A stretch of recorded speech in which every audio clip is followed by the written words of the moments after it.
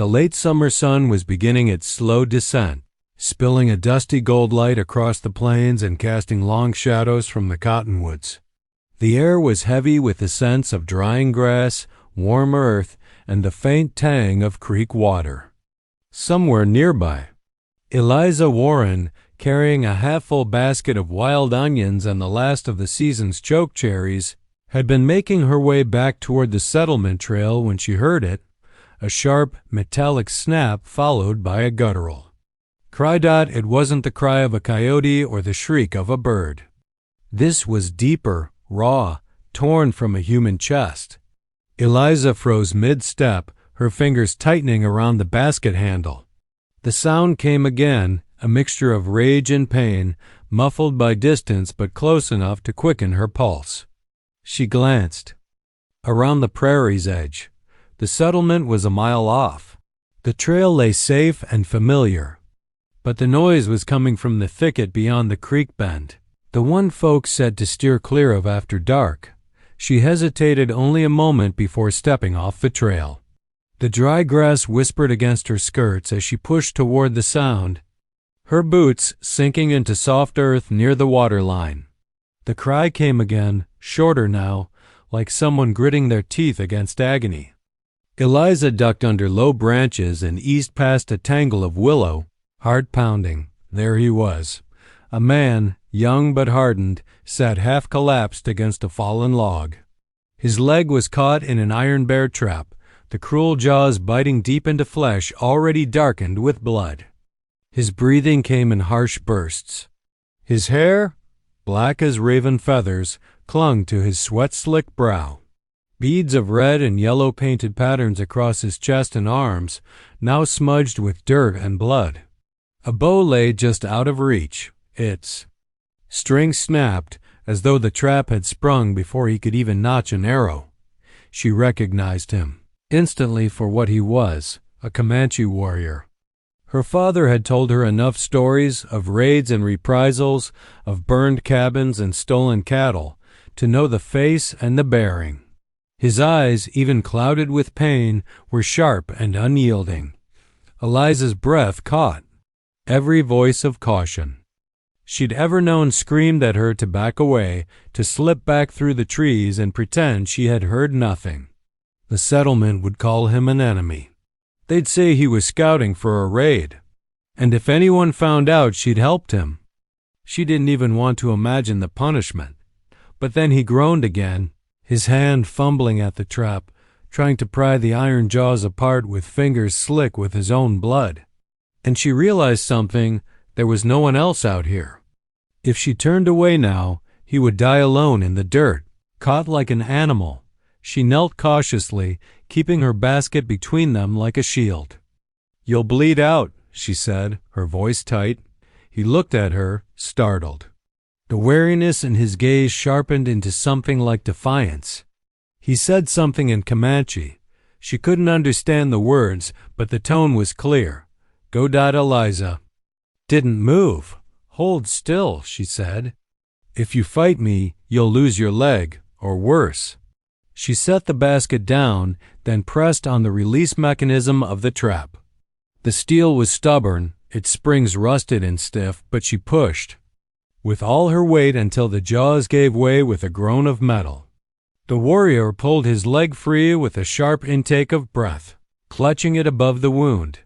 The injury was ugly, the skin broken, muscle torn. She tore a strip from her petticoat and wound it around the gash, tying it tight to staunch the bleeding. He watched her every move, suspicion etched deep into the lines of his face. When she was done, she set the remaining strip of cloth and a canteen beside him. "Water," she said, gesturing. He took it slowly, as though unsure whether to trust her, then drank in short swallows. A long moment passed where neither spoke, the only sounds the creek's gurgle and the distant hum of grasshoppers. Finally, he nodded, a short, solemn motion. It wasn't gratitude in the way she knew it, but something else. Acknowledgement. Eliza rose, brushing dirt from her skirt. "You'll have to make your own way from here." She pointed toward the west where the sun was lowering.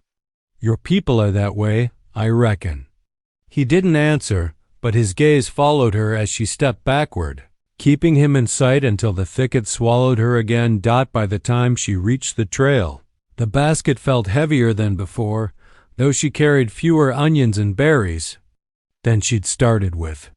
The image of his eyes, fierce even through the pain, stayed with her, as did the knowledge that she had just changed something, though she couldn't yet name what. By the time Eliza reached the outskirts of the settlement, the sun had slipped low, staining the horizon with streaks of orange and crimson.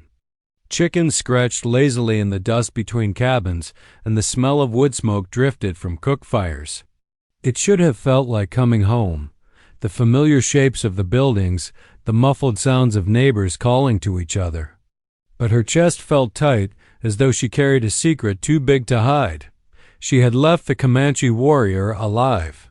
She had bound his wound. She had given him water. And not one person here must ever know. She passed the Wilkins place first, where old Mrs. Wilkins sat in a rocking chair, mending shirts by the fading light. The old woman gave her a nod, sharp eyes flicking to the berries in Eliza's basket. "Out late for foraging, aren't you?" she asked. Eliza smiled faintly, though her voice caught. "Found more than I expected." She didn't slow her pace. Her father's cabin stood at the far end, the porch facing west toward the open prairie.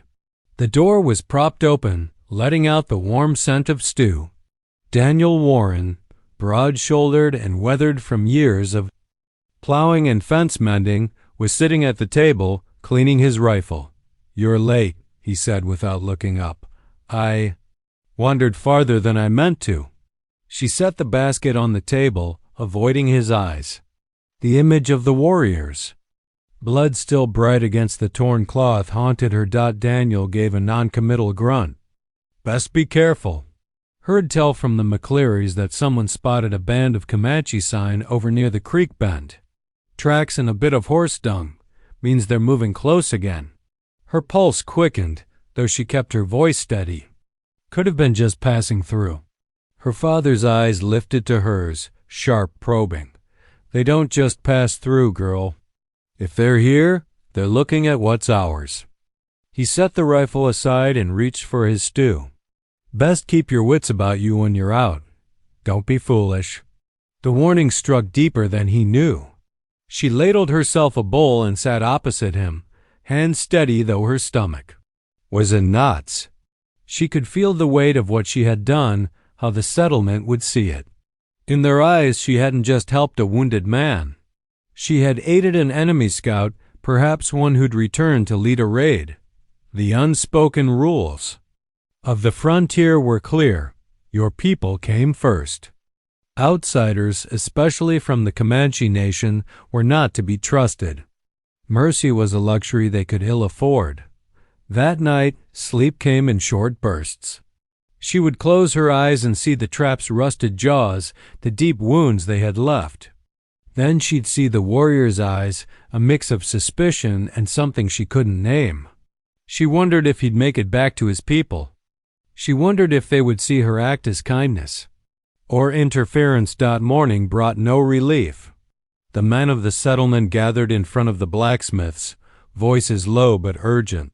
Eliza lingered at the well just long enough to hear snippets. "Tracks near the creek. Might be scouts. We should ride out." Her neighbor, Tom Weaver, spat into the dust. "Better to catch him before they get close. You know what happens when they get bold." The talk churned her stomach. She could see it now, a hunting party riding out in the same direction she had gone, finding traces of the warrior she'd freed. What if they tracked him? What if they finished what the trap had started? When the group dispersed, her father caught her eye from across the way. He didn't speak, but she saw the silent question there. "Were you anywhere near the creek?" She turned away before he could read the answer in her face. By midday, the prairie wind picked up, carrying the scent of rain from somewhere far off. She busied herself with chores, grinding cornmeal, mending shirts, but the sense of danger didn't fade. It was like a hawk circling high above, invisible most of the time, but always there, the truth pressed against her like a hidden knife. She had done the right thing, she told herself. A man in pain was a man in pain, no matter the color of his skin or the stories told about his people. But the right thing here might also be the most dangerous. Somewhere out beyond the settlement, the Comanche warrior was moving, maybe on horseback now, maybe limping, maybe telling no one about the strange white woman who freed him. Or maybe he was already speaking her name around a fire. Eliza didn't know which possibility scared her more. 2 days passed, and the air in the settlement seemed to grow heavier, as if the prairie itself were holding its breath. The talk of Comanche's sign near the creek didn't fade.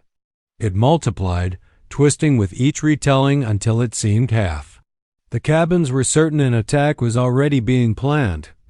Eliza first heard it at the well early in the morning, when she went to draw water before the sun rose too high.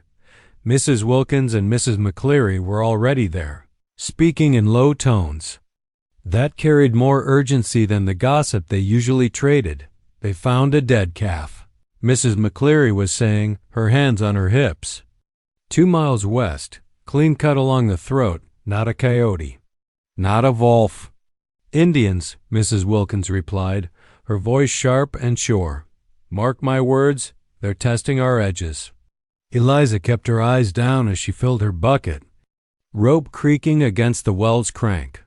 She wanted to say something, that a dead calf didn't mean a war party, that there could be any number of explanations, but she bit her tongue. Any defense, however slight, would sound like siding with the enemy. By midday, the men were gathering again outside the blacksmith's shop. Their voices rose and fell like a tide, the word Comanche drifting to Eliza where she stood on her porch. She recognized the names of the men speaking, Tom Weaver, Ben McCleary, her father among them.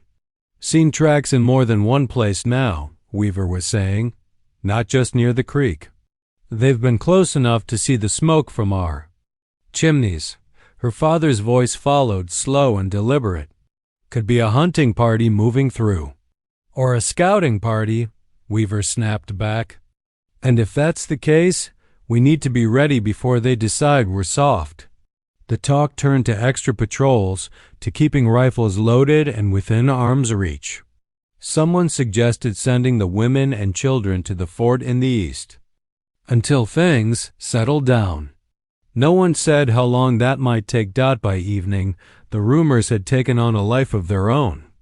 Now the dead calf had become 3 calves, and someone swore they'd seen riders silhouetted against the sunset. In the dark, those shadows might just as easily have been wind-bent trees, but no one wanted to think about that dot inside her cabin. Eliza tried to focus on the simple rhythm of her needle as she patched a tear in her father's work shirt. But her hands kept pausing mid-stitch, her mind wandering back to the warrior and the thicket.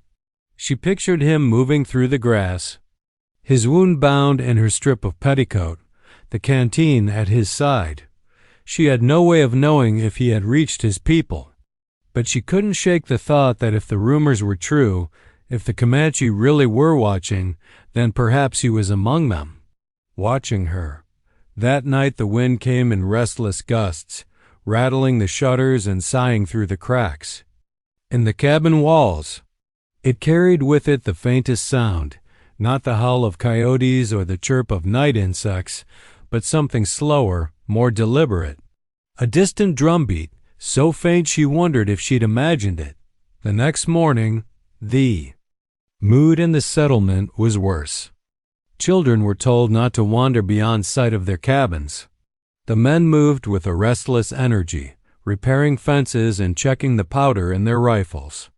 Even the dogs seemed uneasy, barking at nothing and pacing near the edges of the cleared land. Eliza kept to herself, her chores completed in silence. But she could feel the eyes on her, not suspicious exactly, but watchful. Her father's gaze lingered longer than usual, as though trying to read something in her face. That evening, when she stepped out to take him the sunset, the prairie stretched wide and golden before her, deceptively peaceful. The grass swayed in the wind like a restless sea. Somewhere out there, beyond the curve of the land, beyond the far cottonwoods, she knew there were riders. She couldn't prove it, but she could feel it, the way one feels the heaviness before a storm. And in her bones she sensed the truth. They were not just passing through Dot by the third evening since she'd freed the Comanche warrior. The air felt wrong, heavy, charged, the way it does before lightning splits the sky. The sun was dipping low, staining the prairie in streaks of blood red and deep violet. When Eliza first heard it, it began faintly, almost like the pounding of her own pulse in her ears. But as she stood on the porch, she realized it was coming. From beyond the far cottonwood grove, a slow, steady drumbeat. She gripped the porch rail, her eyes scanning the horizon. The grass shimmered in the dying light, but nothing moved. At least, nothing she could see. The drums faded, then returned, this time joined by a high, wavering cry that rose and fell with the wind. It made her skin prickle. Her father stepped out beside her, rifle in hand. "Go inside," he said without taking his eyes from the horizon. "Is it?" She began, inside. His tone left no room for questions. By the time darkness fell, the settlement was wide awake. Lamps glowed in every window, and the men gathered in clusters, their shadows stretching long on the packed earth. Rifles were loaded and leaned against door frames. Women moved quickly, ushering children indoors, their voices hushed but urgent. The talk was no longer about if the Comanche were nearby. It was about when they would come. Eliza lingered near the window, watching the men conferring. Outside the blacksmiths, Tom Weaver's voice carried over the low murmur. "They're testing us, counting our numbers. When they come, it won't be for talk." Her father said little, but his stance, weight forward, hand always near his rifle, spoke volumes. The drums came again, louder this time, and though no one said it aloud, Eliza saw the men flinch. The hours crawled. Every creak of the cabin's timbers, every gust of wind against the shutters made her heart jump. When she finally drifted into an uneasy half-sleep near the fire, she dreamed of the thicket, the snap of the trap, the blood on her hands. The warrior's eyes watching her as she slipped away. Near dawn, a shout rang out from the east watchpost. "Riders!" The settlement erupted into motion. Boots pounded the earth, rifle bolts clicked, and the smell of black powder mingled with the morning's cool air. Eliza stepped onto the porch before her father could stop her, her eyes straining toward the pale horizon. At first, they were only specks, dark against the gold of the prairie. Then they grew, a dozen, maybe more, their horses moving at an unhurried lope. The sun caught on flashes of metal and the bright weave of feathered adornments. "They're coming in slow," Ben McCleary muttered from the gate. "Too slow for a charge." But no one lowered their weapons. The riders closed the distance until they were a few hundred yards away. Then, without a word, they fanned out into a half circle, their mounts stamping and tossing their heads. The silence between them and the settlement was thick, the kind that makes a person aware of every beat of their own heart. Eliza searched the riders' faces. Her gaze slid past one, then another, and stopped there. The man she had freed. He sat tall on a chestnut horse, his leg wrapped but steady. Even from here, she could see his eyes, fixed on her with the same intensity they'd held in the thicket. Didn't move. Neither did he. The air between them was electric, and for a moment, the noise of the settlement, the muttered curses, the creak of rifles seemed far away. Her father's voice was low and tense beside her. "Get inside, Eliza." But she stayed where she was, her eyes locked on the man who 3 days ago had been bleeding in the dirt. The morning sun crept over the horizon, laying a pale gold sheen across the prairie. And still the half-circle of Comanche riders held their ground. Not a spear lifted, not an arrow drawn. Eliza stood at the edge of the porch, her breath slow, but shallow. The warrior she had freed sat in the center of their line, astride a chestnut stallion that shifted restlessly beneath him. Even from this distance, she could see the glint of sunlight on the beads and small metal trinkets braided into the horse's mane. He was a different man from the one she'd found in the thicket. His posture was straight, his face unreadable, his strength fully returned. But his eyes, they were the same. Her father's hand closed around her arm, firm, inside. She didn't move. They're not attacking. Not yet. His voice was quiet, but tense as a pulled bowstring. The riders waited, letting the settlement stare at them. The silence was louder than the drums had been the night before. No wind stirred the grass. Even the dogs, usually barking at any hint of movement, were still. Then the warrior urged his horse forward. Slowly. Every rifle in the settlement tracked him. The blacksmith shifted his stance. Tom Weaver spat into the dirt, and her father's grip on her arm tightened to the point of pain. The warrior rode until he was no more than 30 yards from the outermost cabin. His chestnut's hooves thudded softly against the packed earth. He did not raise his hands, but neither did he reach for a weapon. Eliza could feel every eye on her, though no one spoke her name. When he stopped, the warrior looked at her, not her father, not the armed men, just her. His gaze was unwavering, his face calm. Then, slowly, he reached into the small leather pouch at his side. A murmur rippled through the settlers. 2 rifles lifted higher. Ready. From the pouch, he withdrew something small, a carved piece of bone or wood, its surface etched with careful lines. He held it up for her to see, then leaned from the saddle and placed it gently on the ground between them. The moment seemed to stretch. Eliza's pulse thundered in her ears. She knew without understanding exactly what it was. Not a weapon, not a threat, but a token. Something offered in return. The warrior straightened in the saddle, his eyes still fixed on hers, and gave a single short nod. Without a word, he turned his horse and rode back to his people. The half-circle shifted, then broke apart, the riders falling in behind him. In a matter of moments, they were retreating across the prairie, their forms growing smaller against the morning light until they were swallowed by distance. No attack came. No war cry. The settlement exhaled as one, though the sound was more confusion than relief. Tom Weaver muttered, "What in God's name was that about?" No one answered. Her father released her arm, but his eyes narrowed at her. "Do you know him?" The question lodged in her throat. She bent instead to pick up the object the warrior had left behind. It was a talisman, carved from antler or bone, warm from the sun. The lines etched into it formed shapes she couldn't quite decipher, perhaps an animal, perhaps something else entirely. She closed her hand around it before anyone else could see it too clearly. "I don't know," she said, and it was half a lie. The men dispersed slowly, some muttering about Indian tricks, others wondering aloud why they hadn't attacked. The women herded their children inside, their skirts swishing against the dirt. But Eliza stayed on the porch, her eyes fixed on the empty horizon, the talisman cool now in her palm.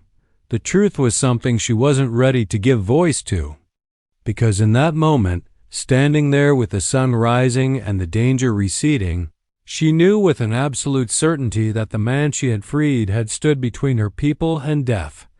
And he had made sure. She knew it. The riders had vanished beyond the horizon, leaving only the faint trampled path in the grass where their horses had passed. The settlement's heart was still beating hard, not from the gallop of hooves, but from the fact that nothing had happened. Eliza stood on the porch with the talisman in her palm. Her fingers curled around it like it might vanish if she loosened her grip. The bone was smooth in places, sharp in others. The carved lines had been made with deliberate care, tiny grooves that caught the morning light. She turned it once, twice, tracing the shapes. An arched back of an animal, perhaps a buffalo, with its head lowered in charge. Above it, what might have been a sun or a wheel. She didn't know the full meaning, but she could feel the weight of it. This wasn't a trinket for trade. It was a sign, and signs had power. Her father came up beside her, his shadow falling long across the porch. "Let me see it." She hesitated, just enough for him to notice. "Eliza." She opened her palm, letting him look but not take. He squinted at it, his weathered brow furrowing. "Comanche work." His tone was more statement than question. "Where'd he get it?" "I don't know," she said softly. His eyes cut to hers. "You're sure you've never seen him before?" She forced herself to meet his gaze. "I'm sure." It wasn't entirely untrue. She had never seen him before the trap in the thicket. But the memory of his pain, the blood on her hands, and that long, measuring stare, those were hers alone, and she wasn't about to share them. Her father studied her for another long moment, then let it drop with a grunt. "Whatever it means, it's best we don't dwell on it. Could be nothing. Could be some way to mark a settlement for later." But Eliza knew better. That half-circle of riders, the single token placed between them and the settlement. There had been no malice in it. It had been a message meant for her. The day moved on, but the unease did not. The blacksmith claimed the Comanche had been testing them, watching for weaknesses. Tom Weaver insisted they'd be back before the week was out. Mrs. Wilkins said the riders had been cursed spirits, not flesh and blood at all. The stories changed with each telling, and none agreed. But Eliza said nothing. She kept the talisman with her, slipping it into the pocket of her dress when she went about her chores. When no one was looking, she would take it out and run her thumb over the grooves, remembering the way the warrior had looked at her, not with gratitude and the way the settlement understood it, but with recognition. That night, the wind shifted, coming from the west, carrying the scent of sage and smoke. She lay awake on her narrow bed, the talisman clutched in her hand, and thought about the distance between her world and his. It wasn't just the miles of open prairie or the barrier of language. It was everything, the stories each side told. About the other, the blood already spilled. The mistrust carried like a weapon. And yet, in the thicket, none of that had mattered. In the morning, she found herself walking beyond the last fence line, the talisman heavy in her pocket. She wasn't sure what she was looking for, maybe hoof prints, maybe the faintest trail heading west. But there was nothing. The grass stood tall and unbroken, the prairie stretching on, as though the riders had been swallowed whole. By the earth, when she returned, Mrs. McCleary was at the well, whispering with another woman. Eliza caught just enough of their words to know they were still speaking of the Comanche, but now with a strange note in their voices, not quite fear, not quite relief. "Didn't even raise a weapon," Mrs. McCleary said. "Stood there, like they were waiting." Eliza walked past without a word, her hand brushing the talisman in her pocket. She could still feel the weight of his gaze, the silent acknowledgement that passed between them. Recognition didn't need words, and she had the feeling this wasn't the last time she'd see him. The settlement was quieter than it had been in days. It wasn't peace.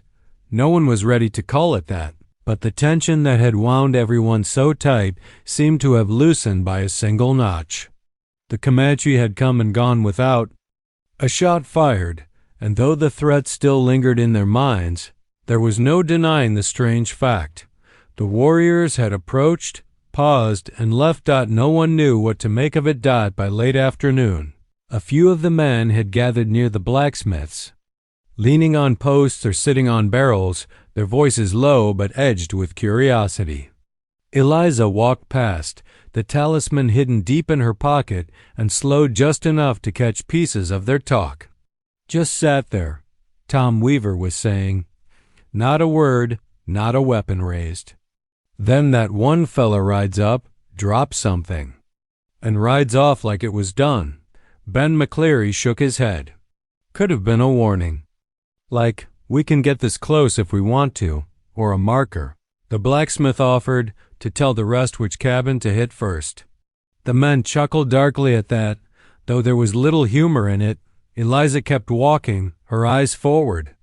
She didn't want their suspicion aimed at her, didn't want to answer the questions that might follow if they knew the talisman now sat in her possession. When she reached her father's cabin, he was on the porch sharpening his knife, the slow, steady rasp of the whetstone filling the air. He glanced up as she approached. "You been listening to them?" he asked. "A bit," she admitted. He set the knife aside and leaned back in his chair. "They're rattled. Can't figure what the Comanche were after. Men like Weaver, they don't like not knowing." "Do you know?" she asked quietly. Her father studied her for a moment, then said, "Could be they were returning something. Could be they were sending a message. Could be they were measuring our nerves. Hard to say." She thought about telling him the truth. That she had freed the warrior from the trap, that she'd seen his pain up close, that she'd felt his eyes on her in that half circle of riders like no one else existed. But she knew what would follow. There'd be anger, fear, perhaps worse. Instead, she asked, "Do you think they'll come back?" "Maybe," he said. "And if they do, I'd rather be ready than guessing." He picked up the knife again, the rasp of the stone resuming. That night, Eliza took the talisman from her pocket and set it on the small table by her bed. The lamplight caught on its grooves, throwing tiny shadows across its surface. She traced the carvings with her fingertip, feeling the ridges and dips as though they might tell her the warrior's thoughts. The act of leaving it, for her, had been deliberate. He could have kept riding past. He could have spoken, though the language barrier would have made it more gesture than word. But instead, he'd chosen this, a silent offering, one that only she would truly understand. It wasn't gratitude, not exactly. It was acknowledgement, and maybe, she thought, a promise.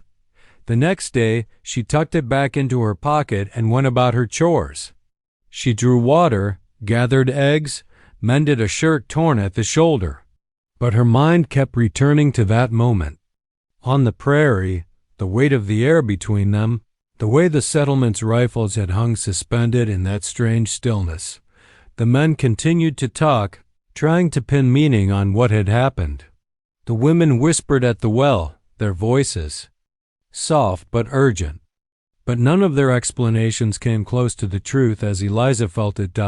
It had been a conversation without words, a recognition that crossed not just the stretch of open ground, but the deeper gulf between their worlds. She didn't know if she would see him again, but if she did, she knew it would not be by chance. By the second day after the riders had vanished, the settlement began to loosen its grip on the rifles. Men still carried them when they walked the fence line or went to the well, but the barrels were angled toward the ground instead of resting against shoulders. Children were allowed to play a little farther from the cabins. Laughter even surfaced now and again, though it came quickly and went just as fast, like a skittish bird. The Comanche had not returned. Not a single hoof print, not a scrap of sign, had been found beyond the horizon. For some, that was cause for relief. For others, like Tom Weaver, it was simply the quiet before another storm. "They're out there," he muttered to anyone who'd listen. "Just because you don't see a rattler doesn't mean it's not coiled in the grass." Eliza kept her own counsel. She noticed the change most in the nights. The wind still sighed across the prairie, and sometimes the coyotes sang to the moon, but the pounding of distant drums had not returned. She could almost believe the riders had melted away for good. Almost. One evening, She was sitting on the porch with her father, the two of them sharing a quiet meal as the sky shifted from rose to deep blue. He broke the stillness. They could have taken us, he said. She glanced at him, surprised by the bluntness of it. They had the numbers, he went on. The ground was theirs. Could have been over before we even fired a shot. But they didn't. Eliza's fingers brushed the pocket where the talisman rested. Why do you think that is? Her father chewed on the question a moment, then shrugged. Could be they saw we were ready. Could be they had bigger business elsewhere. Could be they're playing a longer game than we understand.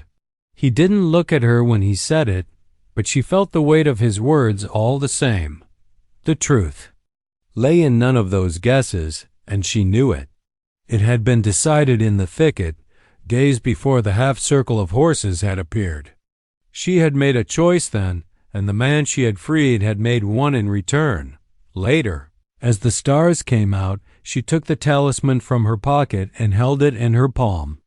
She thought about the warrior placing it on the earth between them, not as a challenge, but as a line neither would cross.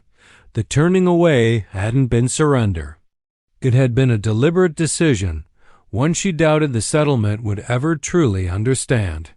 They would tell themselves they had stood strong, or that fortune had smiled on them. But she knew the truth was more fragile and far rarer. Mercy had been answered with mercy. The next morning, she walked the edge of the tall grass alone, where the prairie rolled on toward the west. She half expected to find a single rider waiting, some silent acknowledgment before they both disappeared into their separate lives. But there was nothing, just the wind tugging at her hair and the smell of sun-warmed earth. She turned back toward the settlement, talisman still in her pocket, the knowledge settling in her chest like a stone. They were safe, not forever, maybe not even for long, but for now. And that for now was a gift she hadn't realized she could give. She didn't tell anyone. Life in the settlement began to creep back toward its old rhythms. The blacksmith's hammer rang through the mornings again. The men went out in twos to mend fence lines. The women gathered at the well to trade news of births and bad weather instead of warriors and war drums. Children's voices carried over the fields. Without being shushed every other minute, the shadow of that half-circle of riders faded from the settlement's talk, replaced by the day's more pressing matters, a blight on the bean crop, a cow gone dry, a new calf born in the night. But for Eliza, the shadow didn't fade.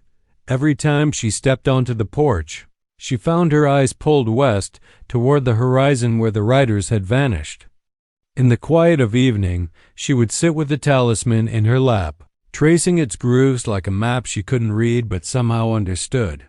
She imagined the warrior holding it in his own hand, deciding to give it to her, deciding to turn. Away she thought about that moment in the thicket when his pain had been so sharp it had almost felt like her own. She hadn't considered what would follow, hadn't weighed the danger, hadn't bargained for anything in return.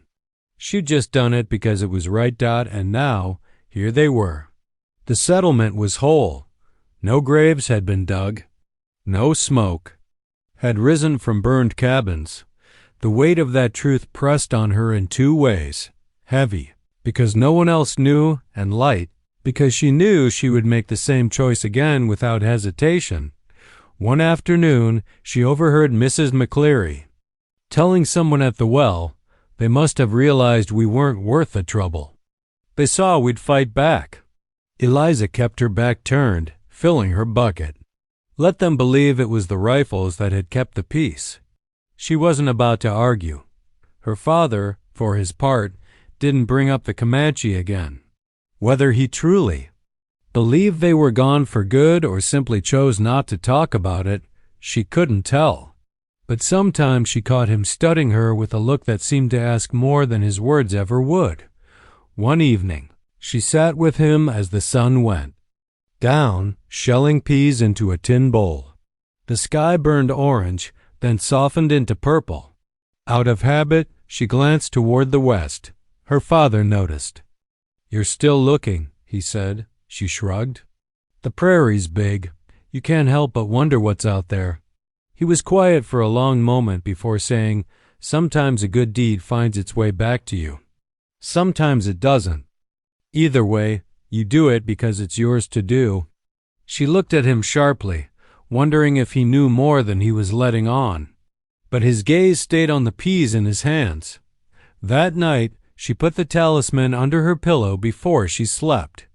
It wasn't a charm, not in the way of stopping bad dreams, but it was something solid, a reminder that the line between friend and enemy was thinner than most folks wanted to admit, and that sometimes, if you were lucky, kindness could cross. The next morning the prairie was quiet. No hoofbeats, no dust clouds. Just the wind rippling the grass and the sky stretching on without end. She stood there a while, breathing in the stillness. She didn't know if she'd ever see him again.